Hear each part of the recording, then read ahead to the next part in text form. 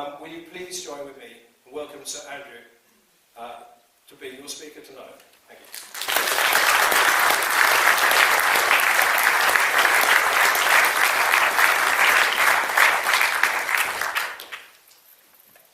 I've got a microphone in my pocket which I'm about to turn on, and miraculously, does it work? Does it work? Does it work?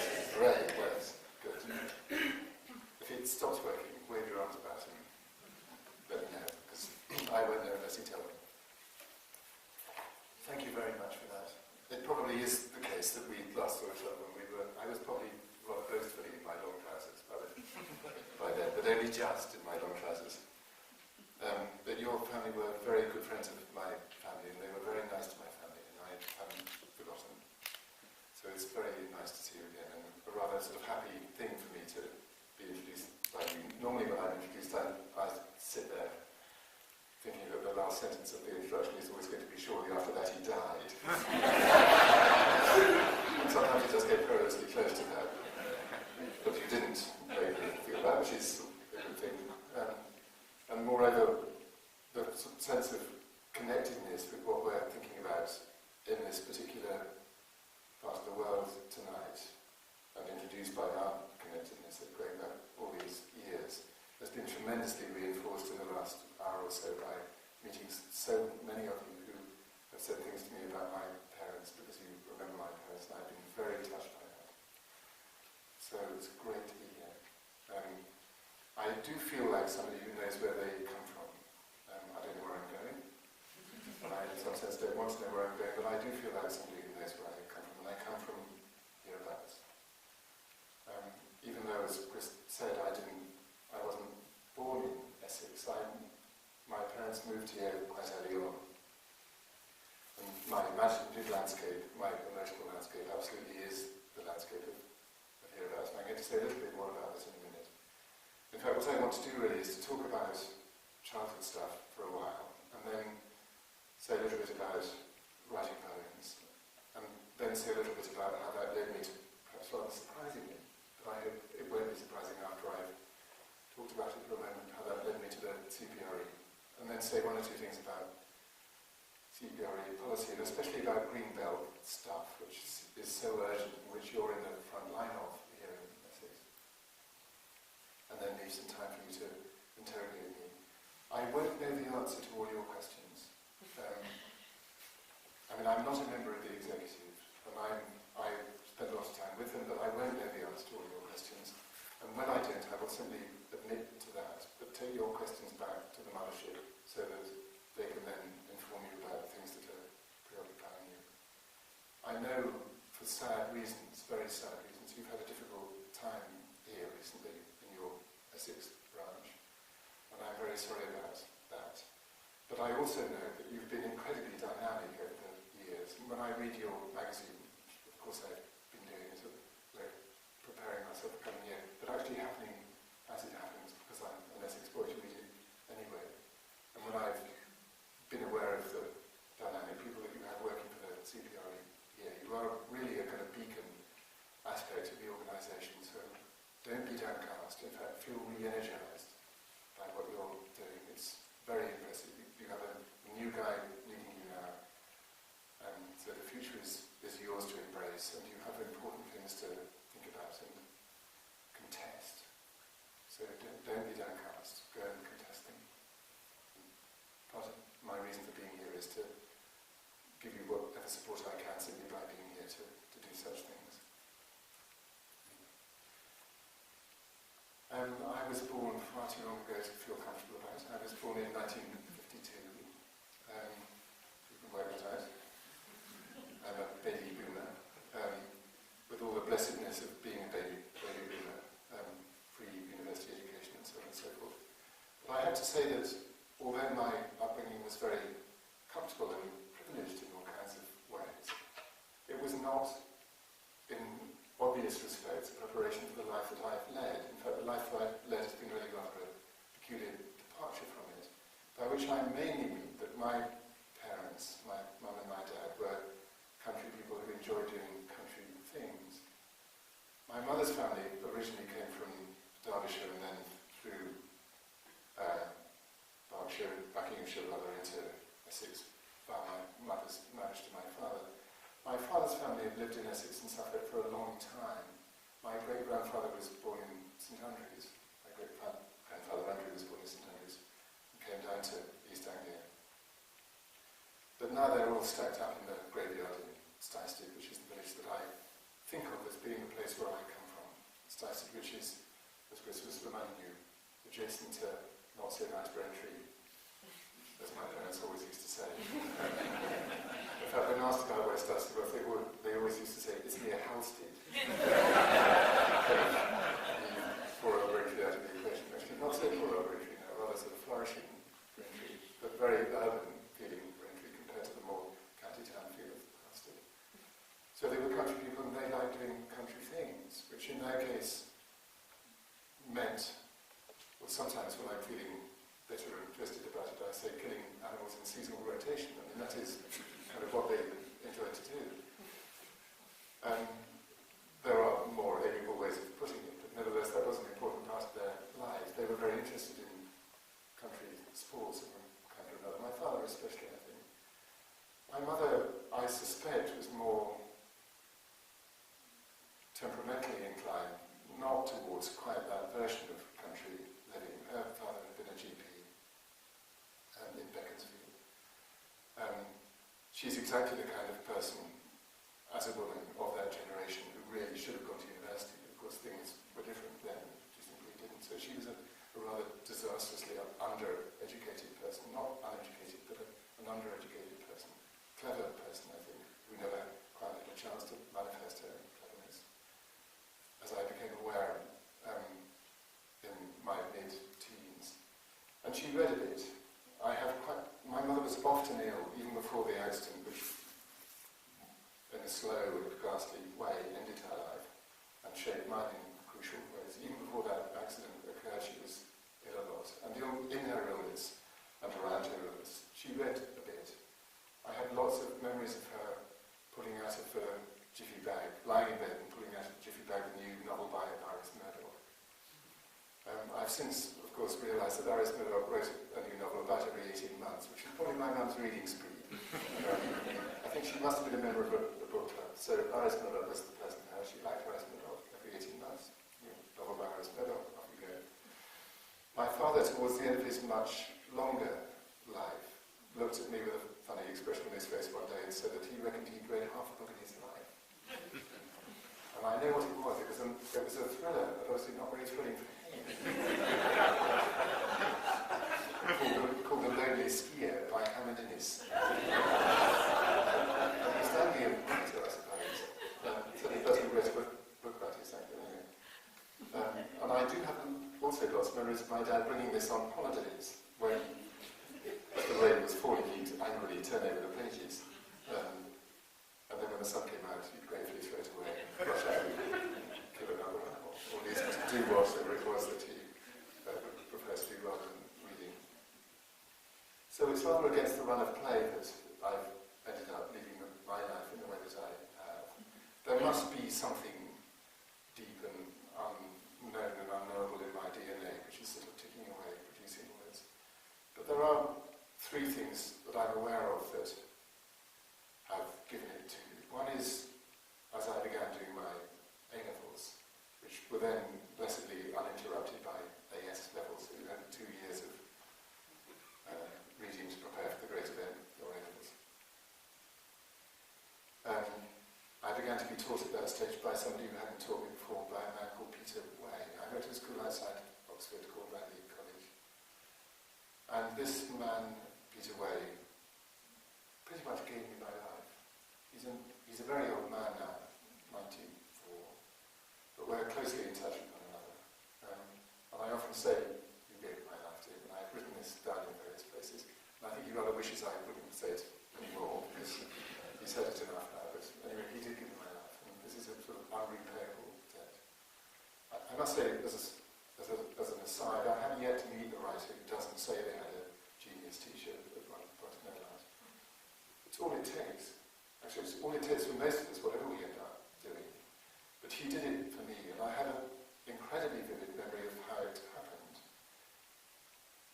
As I say, he began teaching me when I started doing my A-level, so I just turned 17. I think I was very early 17. Perhaps I just turned 16. Anyway, I wasn't very old. I'd almost not read any poems until this time. I didn't really know what I wanted to do with my life. Because of my parents being the people they were and being interested in things they were, I think when I bothered to think about the future at all, I thought, well, if I could pretend to believe in God, and then I could get a little kind of parish somewhere. I'd be a rather disagreeable person, so nobody would come and bother me with their problems, and I could just sort of look at the countryside and get on with things. Or I could go and work for the RSPB, because I've always liked looking at birds very much. Or I could go and work for the Forestry Commission, and these would be fine things to do. They are fine things to do.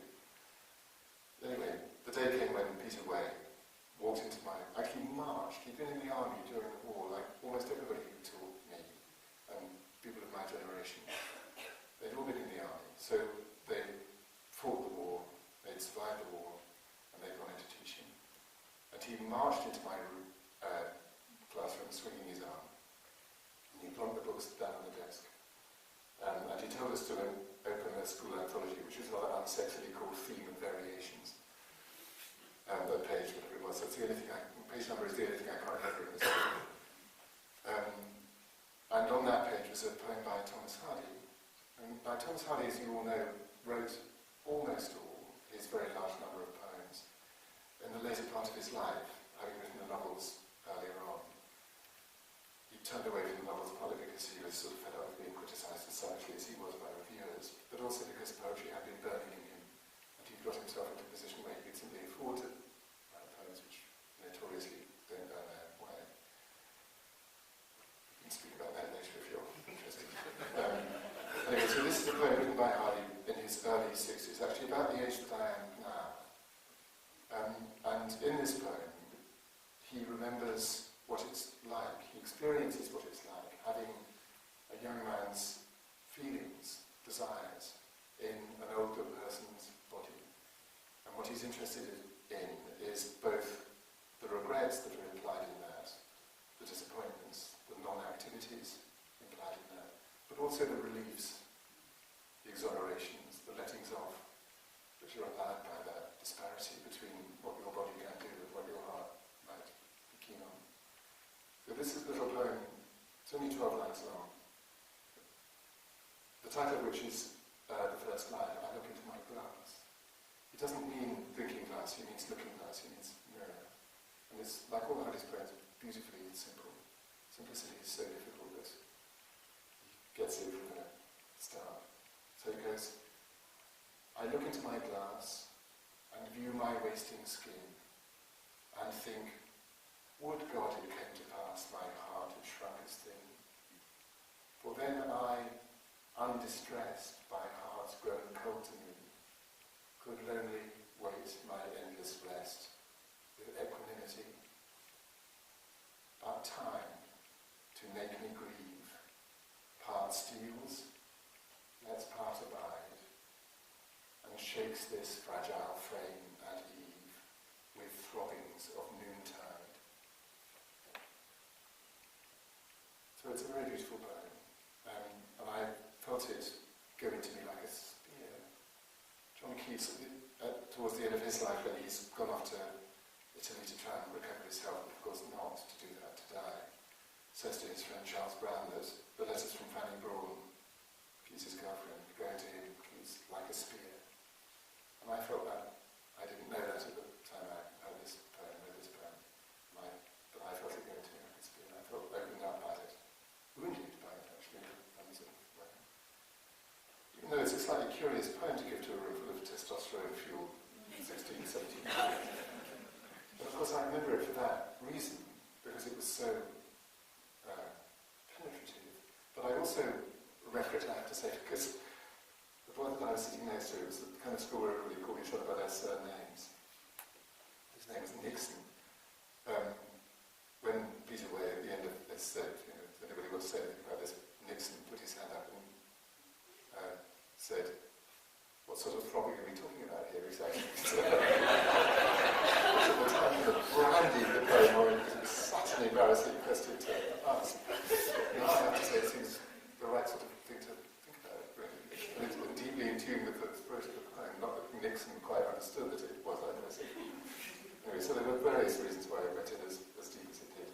So I went up to Peter at the end of the class and said, in my completely ignorant way, did hardly write any more poems, sir. And he said, instead of kind of knocking me around the head with the book, he said, yes, about 3,000.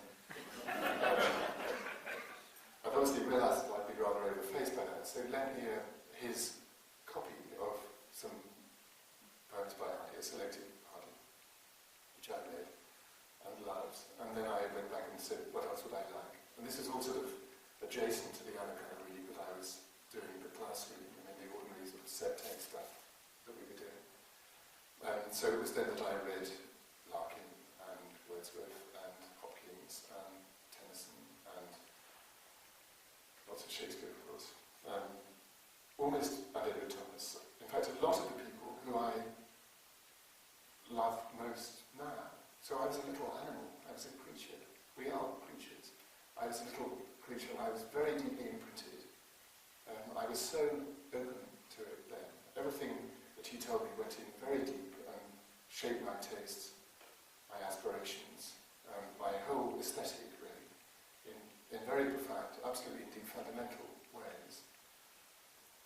Particularly, though this isn't really what we're here to think about, but since I'm talking about it, it particularly deeply instilled in me the idea that it would be a good idea to write poems that look simple on the surface, but nevertheless, as we look through their simple surfaces, we see into some quite complicated emotional state, like that Hardy poem I've just told you does.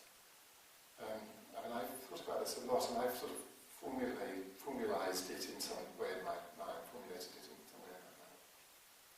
So when I write a new poem, what I like to do is to think that I'm writing a poem that looks like a glass of water, but turns out to be gin.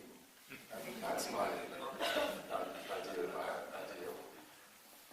So, I start writing poems at more or less the same time as I start reading them, and eventually I go off to university and one thing leads to another.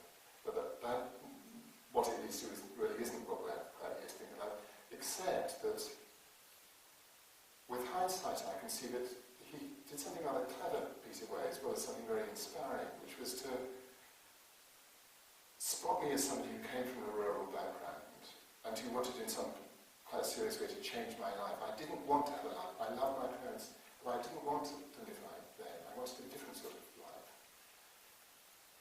But what he did was to make me feel that poetry and writing might be the way to it, but at the same time managed to encourage me to read people who were writing about the sort of things that I knew innately from childhood, because they were people who were writing about the countryside. And as soon as I say that, you'll realise why I've ended up being involved in the Cpre in the way that I have. Because what happened in that was a kind of a marriage in my mind. What he arranged was a marriage in my mind of thinking about poetry and thinking about countryside things, which has really been the story of all my thinking life in literature. And it is, of course, very interesting just to reflect on that in a slightly different way and realise whether we read poems or not, whether we're literary or not.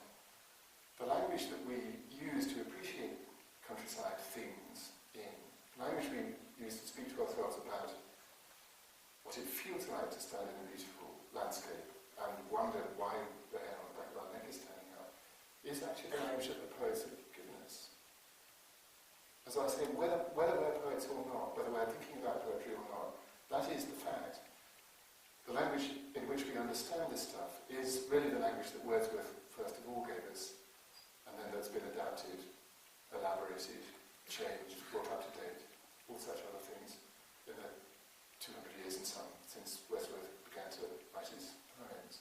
So there is an absolutely primitive link, I think, between the romantic perception of landscape, and in particular between the language that the romantic poets used to speak about landscape and the way in which we feel about it now, even though things look so different in so many respects.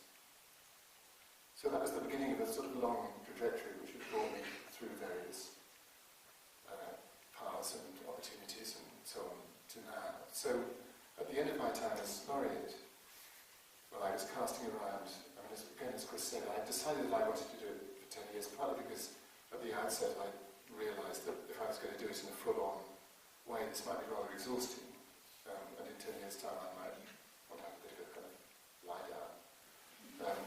And And also because I think it's all, actually what in life can't you do in 10 years if you're going to do it properly and well? I mean, whether you're Archbishop of Canterbury or Prime Minister or Poet Laureate or whatever, I mean, I think 10 years is long enough to do something well in. Anyway, I told myself that, and I was very pleased to give it up at the end of it. We can talk about that more if you're interested, but I was looking around for other things to do. I worked for the Museums, Libraries and Archives Council, again, as you were reminded for a bit, and then this letter out of the blue came from the mothership of the Cpre saying, would you like to think about being president of this organisation, which I knew about quite well already. And I thought about this for about 2 seconds and wrote back and said, I would love to do this. I felt very honoured to be asked. I took over, as you all know, in this position from Bill Bryson, who had done fantastic things. He'd popularised the organisation in certain ways because he's a very popular writer. He'd had a very good idea, which was getting people to pick up litter.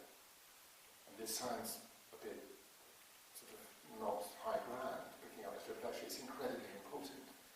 If we don't pay attention to the small stuff, the big stuff has a chance to become the big stuff. So he did a wonderful thing in energising that. I thought I would take a leaf out of his book when there wasn't a chair to sit in, but when I metaphorically sat in the chair, began to sit in the chair 2 years ago, which was to kind of have a rock in the road, have a big thing to leave behind. I certainly tried to do that in my laureate time, which was setting up the poetry archive. And I thought my big thing would be about access. And actually, I still wish my big thing would be about access. Cpre is a fantastically good and I think well-run and heartening organisation, but its demographic is elderly. As it happens, I have no problem with that. I'm getting on too. But I think we should find a way of getting our elderly membership to speak to younger people. I don't think we should feel the elderly people in the organisation are somehow past their sell-by date. They are manifestly not.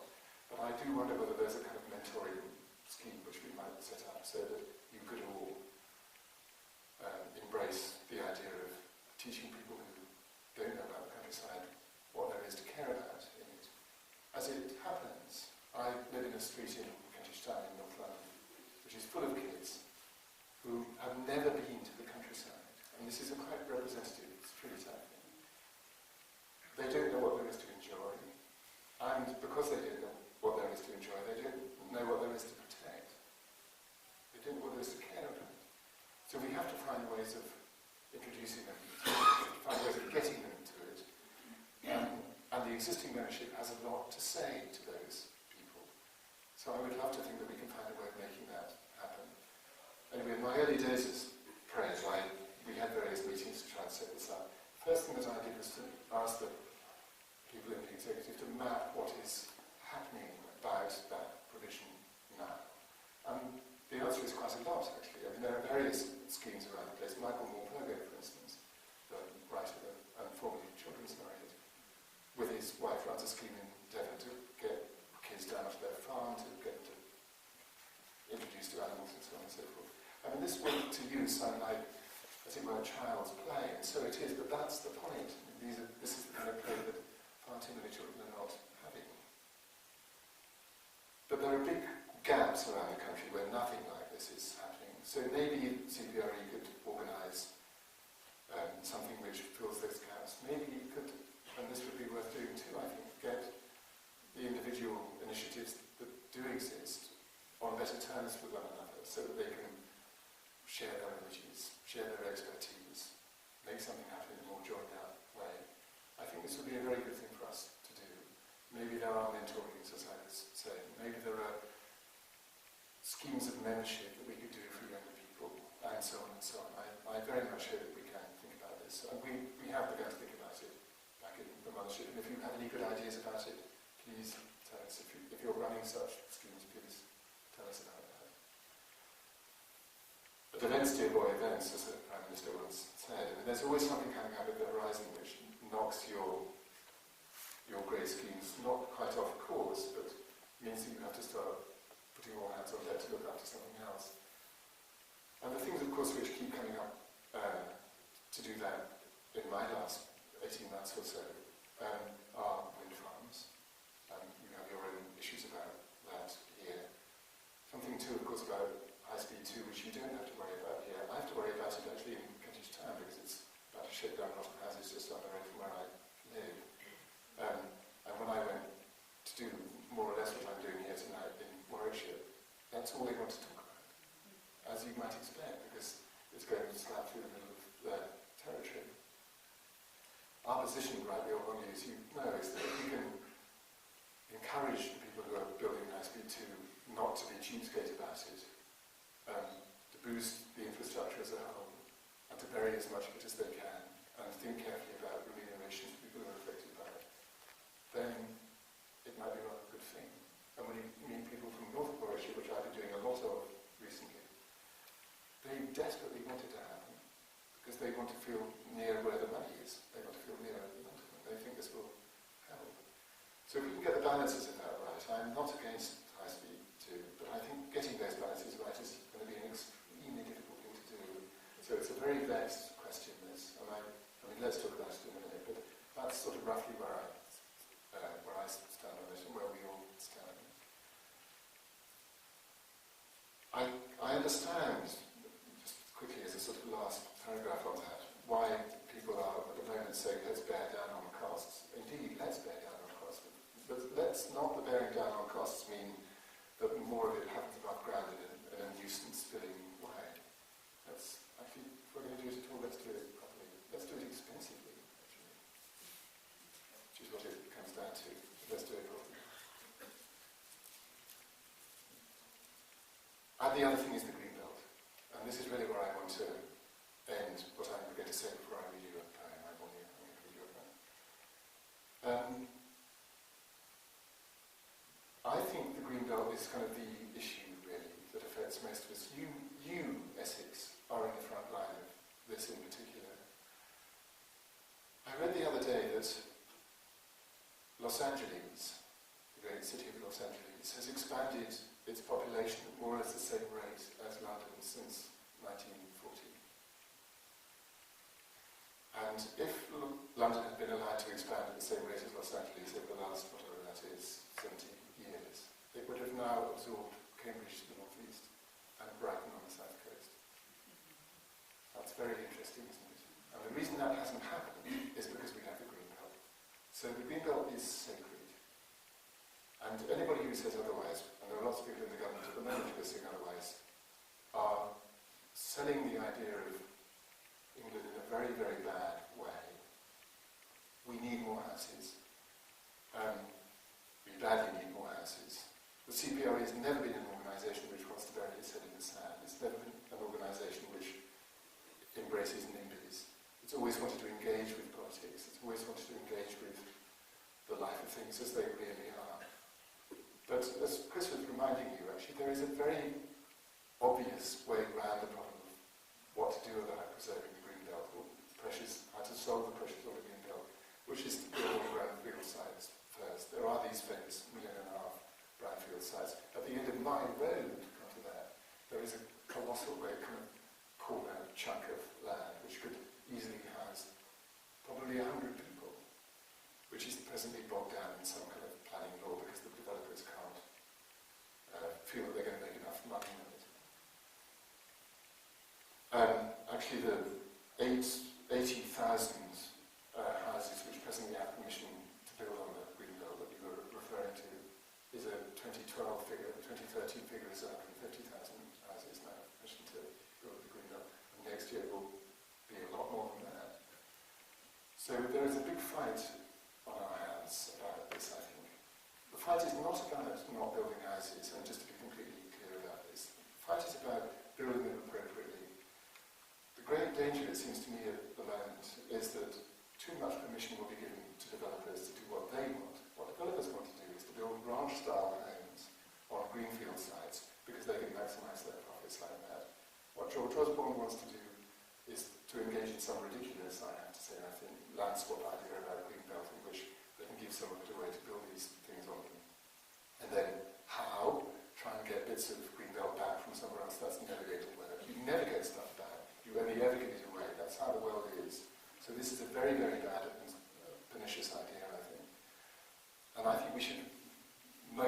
mobilise as high as we possibly can about this and oppose it as forcefully as we possibly can, certainly by signing up to the Charter, but also just by badgering people endlessly, badgering MPs, doing whatever we can to object to it.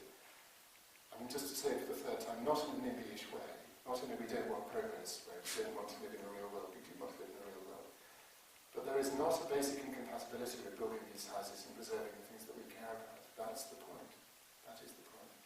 So build them on brownfield sites first, which anyway are more appropriate to the housing needs, because the great deficiencies in housing needs, as we all know, are to do with getting young people into appropriate housing, and they don't need grand-style homes, and getting old people into appropriate housing as they downsize because their children have run away, and so on and so forth. Which is, again, very much better suited to brownfield sites than it is to greenfield sites, because on the whole these opportunities on the brownfield are slightly smaller. So in whichever way you look at it, it makes complete sense. We have an extraordinary number of the things that we care about civically on our greenfield sites. 25% of ancient woodlands, of our parks, of this, that and the other, are all on these sites. These are all now in danger. Philip Larkin, in 1974, wrote a poem called Going, Going, which he wrote in response to an invitation to speak about this kind of stuff. And somewhere in the middle of this poem, he says, well, he invokes a culture of concrete and tires, as he calls it. He's a brilliant phrasemaker, Larkin. So he invokes this idea of concrete and tires. And then he says, that will be England gone. And I remember reading that poem in 1974 and thinking, come on, that's a bit kind of over the top. But actually now I think we are in greater danger than we've ever been before in this respect. And if what's being mooted at the moment is allowed to happen, that will be England gone. And it doesn't have to happen. So let's do whatever we can to stop it. So if you're not a member of the Cpre, join it. If you haven't signed the Charter thing, sign it. Get all your friends to sign it. It's rather absurd that there are only, whatever you say there were this morning, 41,000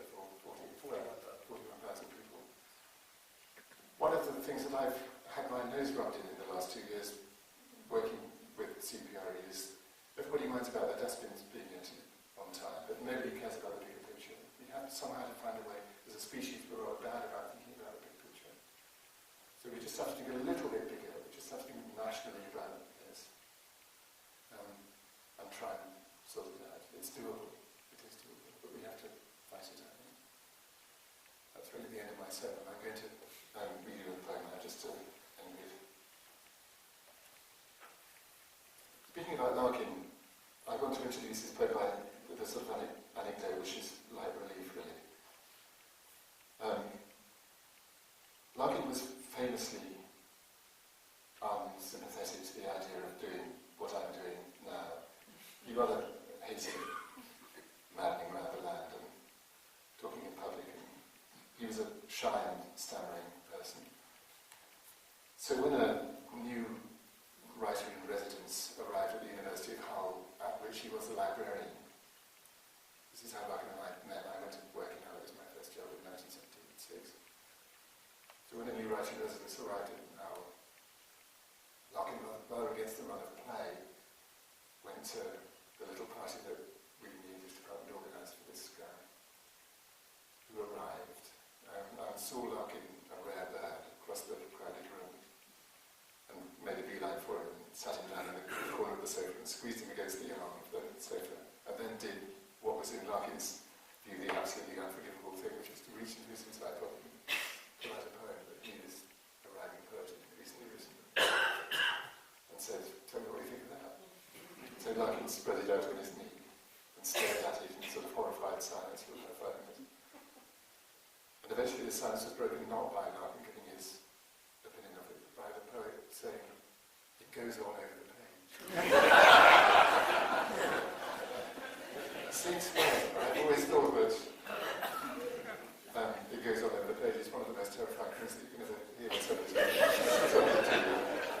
So I'm sorry to tell you, this is a poem that goes on over the page. But I will hurry through it. I've been interested in trying to write poems about the things that we're all here to care about. But I've always deeply believed that the good poems get written by hitting their subject at a slightly surprising angle, rather than necessarily going through the front door of the subject. Good poems, I think, get written when we go through the chimneys, or I will speak up, or through the back door, or through the side door, in some kind of oblique way. Tell all the truth, but tell it slant, Emily Dickinson says. I think that's good advice for a poet, and probably for lots of other things too. So thinking about endangeredness, endangered species, the perilousness of life on the planet, precariousness in general, I decided that I would, with some encouragement, that I would write a poem about, in which I would pretend to be a whale. So this is my poem in which I pretend to be a whale. And it has 6 little short bits to it.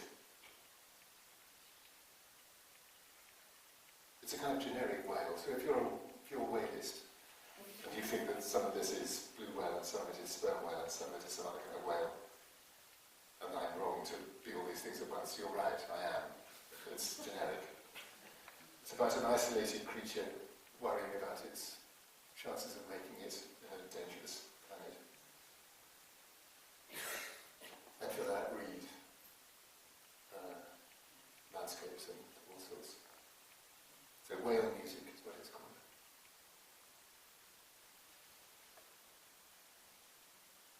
In the beginning, I found it very difficult to believe I was in fact alive. Was I a creature or a country? I decided creature, and at the same moment also discovered my voice. It was not so much a form of communication with others as a way of proving I was alone in the world, which has remained true.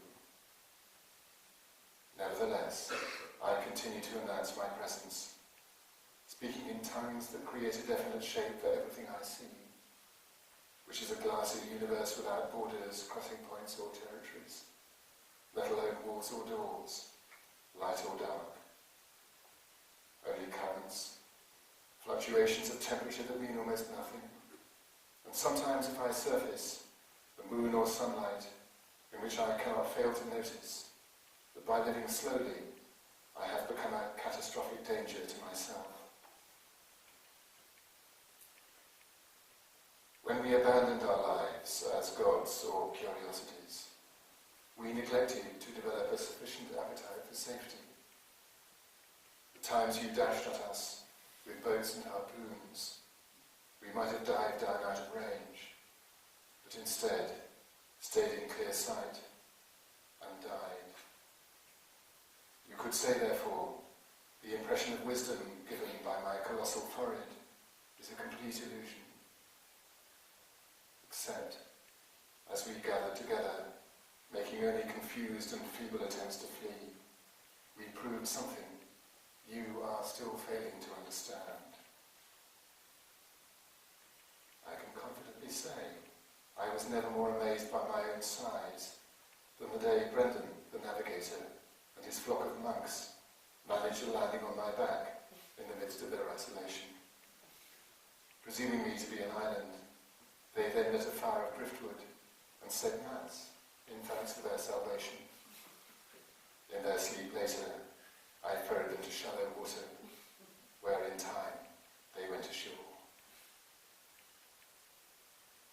When first recorded by listening devices, my voice was understood to be the ocean floor creaking, which is a means of calling it the loudest sound of any creature that has passed through this world. Other impressions I give are very gentle clicks, a squeak like an immense underwater prison door, clangs like the same door slammed hard shut every 7 seconds, and Morse code suggesting human talk. This is the most recognizable sound to you, and also the most mysterious, since it allows a perfectly good idea of what it is you want from me. Although how you might reply, you know less well. Now she is long gone. I can only speculate, and make that my existence.